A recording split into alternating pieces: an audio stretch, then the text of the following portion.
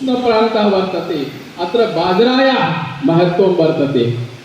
बिहारप्रान्ते तत्र तण्डुलानां महत्त्वं वर्तते भौगोलिक तदनुसारं भोजनं तदनुसारं शरीरनिर्माणं भवति और तदनुसारं च किं भवति अस्माकं स्वास्थ्य विज्ञानं भवति।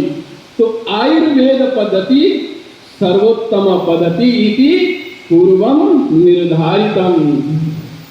तदनन्तरं योग करोना काले योग इति पतंजलि महर्षि तत्र तो अष्टांग योग और योगस्य केवलम एक किं कहामि फर्स्ट एड इति प्राथमिक उपचारे होती प्राणायाम अनुलोम विलोम तदेव न विश्वस्य लाभो जातः। संस्कृतस्य तो एक अंश अपि यदि कश्चित् गृह्णाति तर्हि करोना काले उपयोगित्वं वर्तते।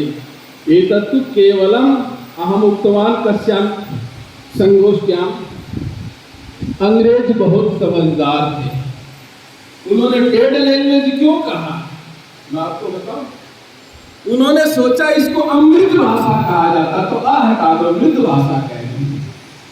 सर मैं आप वीडियो सुनना और उस वीडियो को सुनकर के आप जैसे प्रबुद्ध जन सुनना। लॉर्ड मैकाले इस देश में आता है 1835 में आता। विलियम बेंटिक उसका बोस है। उसको जब इंडिया की सारी स्थिति को अध्ययन करके जाता है और संसद में कॉमन संसद में कहता है भारत में आप राज नहीं कर सकते। बोला क्यों? इस देश की शिक्षा व्यवस्था मजबूत है। शिक्षा व्यवस्था मजबूत है। बोला क्या है इस देश में इतने प्रोफेसर का? बोला यार तो हर विद्यार्थी प्रोफेसर है। बोला उसको क्या कहते हो? असिस्टेंट प्रोफेसर, सहायक आचार्य। एक आचार्य दूसरे को तैयार करता है वो योग्य विद्यार्थी तैयार।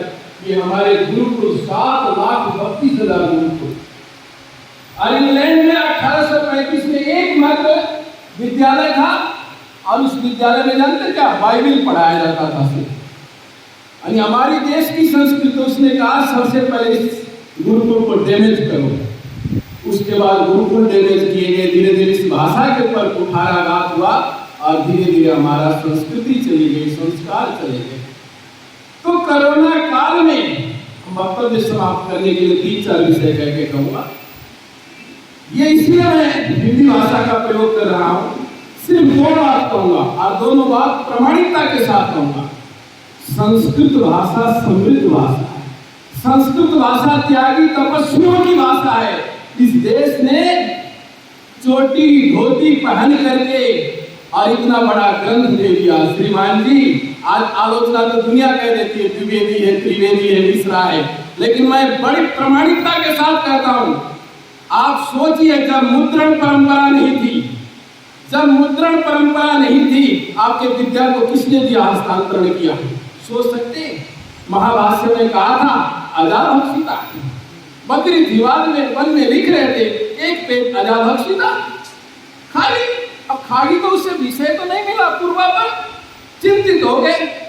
साथ में शिष्य बैठा अजाभक्षिता भक्षिता हम श्रावयिष्यामि पुनर्लिखिता। वो जो बकरी ने खाई वो बेटे ने सुना दिया फिर लिखी।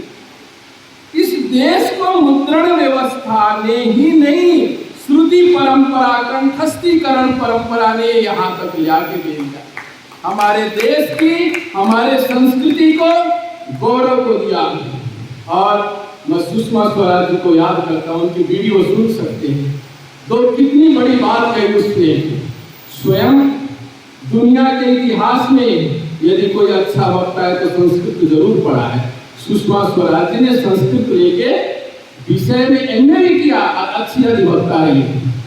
मैं सुन रहा था कभी उनका एक वक्तव्य, संभवतः उनको सम्मानित किया जा रहा था। वो वीडियो भी सब सुनते आप। बड़ी अच्छे शब्दों में कहा कि संस्कृत एक जीवन दर्शन है। बोला जब इस वर्ल्ड में कंप्यूटर का निर्माण हो रहा था तो उन्होंने कहा टॉकिंग के लिए सर्वोपयुक्त भाषा कौन सा है? तो जब बात चली तो वहां प्रामाणिकता के साथ सॉफ्टवेयर के विशेषज्ञ बुलाए गए। उन्होंने कहा ओनली संस्कृत लैंग्वेज ही इसमें समर्थ है। बोला क्यों?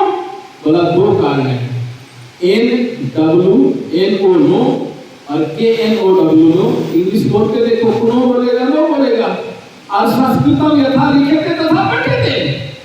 इसीलिए और एक बहुत बड़ी बात कही, बोला एक पांचवी क्लास के बच्चे को सामने बैठा दो और 2 मंत्र बोलो और पूछो ये किसका मंत्र है, नमामि समीशान निर्वाण रूपम, तो कहेगा ये तो राम का व्यक्तित्व हो सकता है।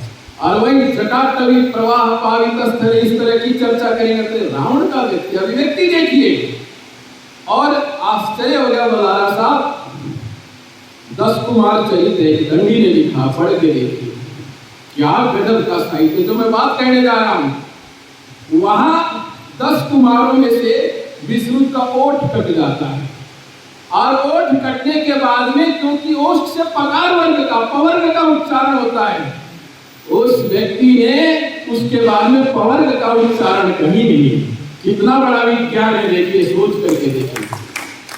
और क्या चर्चा करेंगे, संस्कृत तो सुनियोजित परीक्षा के कारण से इस देश के अंदर खत्म कर दिया गया। मैं कल एक श्लोक पढ़ रहा था, मैं मुग्ध हो गया, बोला जल संरक्षण करो।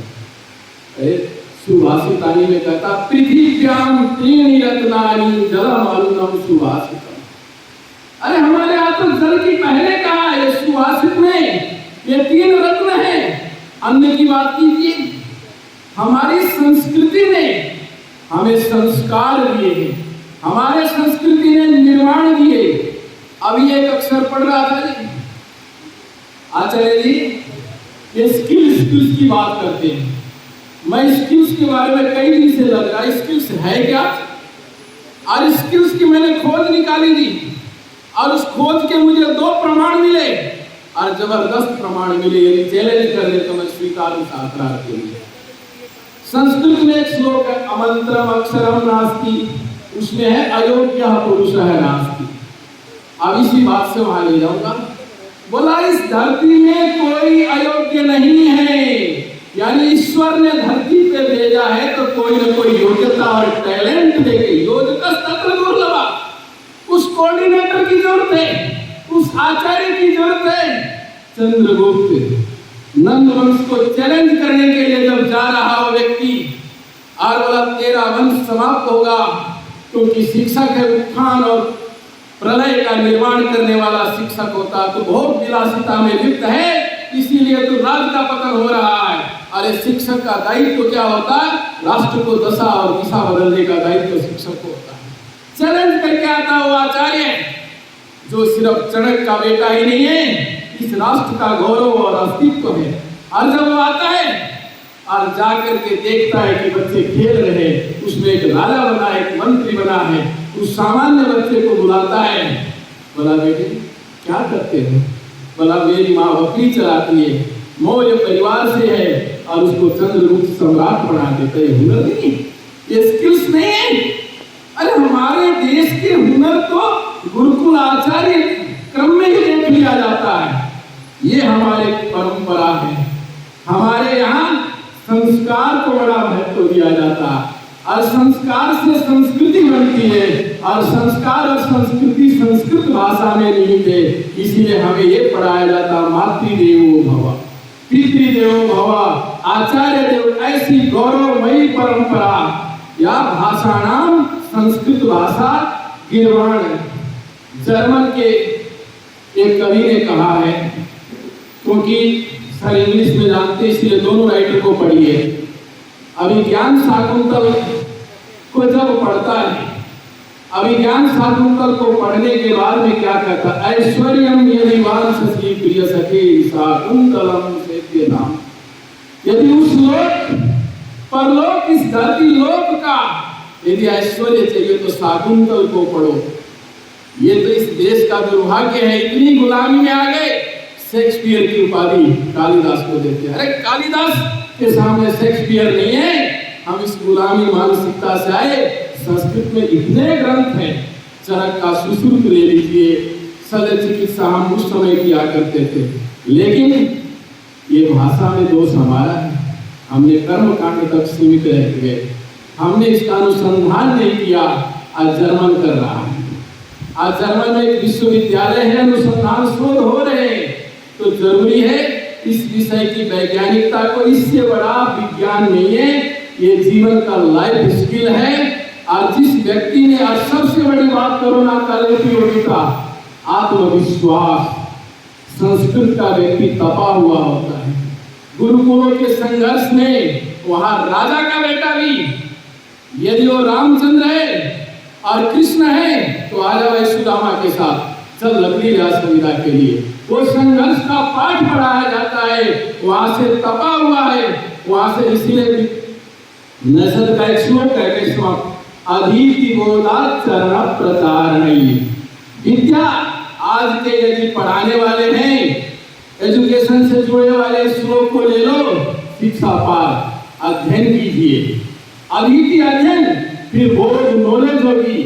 आजकल अपठित अवबोधनम, अननॉलेज की ये सारी बातें आती यहाँ से। बोध के बाद में आचरण में लाइए, फिर इसको प्रचारित कीजिए। फिर अष्टादश विद्या का प्रचार देखिए। तो सर्वेषां अस्यां संगोष्ठ्यां समुपस्थितानां विदुषां हृदयेन हार्दं स्वागतम अभिनंदनम वंदनम करोमि।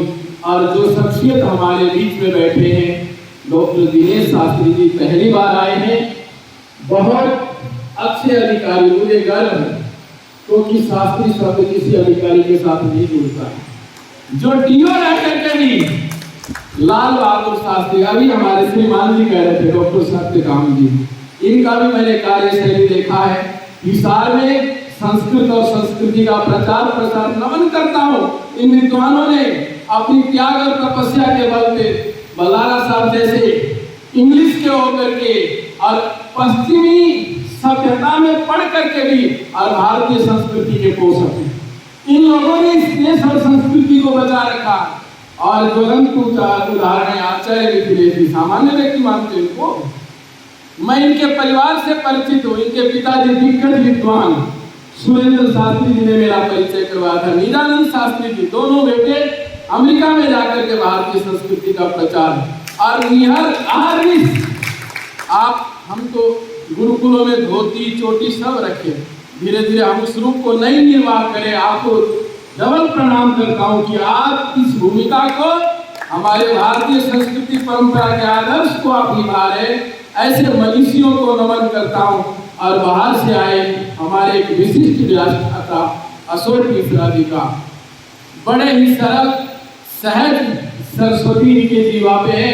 हमारे डायरेक्टर साहब इनके बारे में बहुत कहते हैं। ऐसे विद्वानों ने, ऐसे मनीषियों ने, ऋषियों ने इस संस्कृत को सहेजा है।